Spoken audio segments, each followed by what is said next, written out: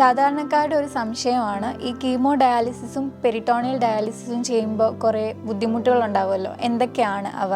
രണ്ടും മെത്തേഡ് ഒന്നുകൂടെ ഡീറ്റെയിൽ ആയിട്ട് പറഞ്ഞാൽ, ഹീമോ ഡയാലിസിസിൽ നമ്മൾ രോഗിയുടെ രക്തം ഡയാലിസിസ് ചെയ്യുന്ന രോഗികൾക്ക് AV ഫിസ്റ്റുല എന്ന് പറയുന്ന ഒരു സർജറി ചെയ്ത് കയ്യിൽ 2 രക്തക്കുഴലുകൾ യോജിപ്പിച്ചിട്ടുള്ള ഒരു സർജറി ചെയ്തിട്ടുണ്ടാവും. ഈ AV ഫിസ്റ്റുലയിലേക്ക് ഒരു ചെറിയൊരു സൂചി AV ഫിസ്റ്റുലയിലേക്ക് വെച്ചിട്ട് ഒരു ട്യൂബ് വഴി രക്തം പുറത്തേക്കെടുത്ത് ഡയാലിസിസ് മെഷീൻ്റെ സഹായത്തോടു കൂടെ ഡയാലിസിസ് ചെയ്ത് ഈ രക്തം തിരിച്ച് AV ഫിസ്റ്റുല വഴി രക്തക്കുഴലിലേക്ക് തിരിച്ചു കയറ്റുകയാണ് ഹീമോ ഡയാലിസിൽ ചെയ്യുന്നത്. പെരിറ്റോണിയൽ ഡയാലിസിസ് ആണെങ്കിൽ നമ്മൾ ഡയാലിസേറ്റ്, അതായത് പെരിറ്റോണിയൽ ഡയാലിസിസ് ഫ്ലൂയിഡ് എന്ന് പറയുന്ന ഒരു ലായനി ലഭ്യമാണ്. ഇത് വയറിലേക്ക് ഉള്ള ഒരു ചെറിയൊരു ട്യൂബ് വഴി ഇത് വയറിനകത്തേക്ക് കടത്തിവിടും.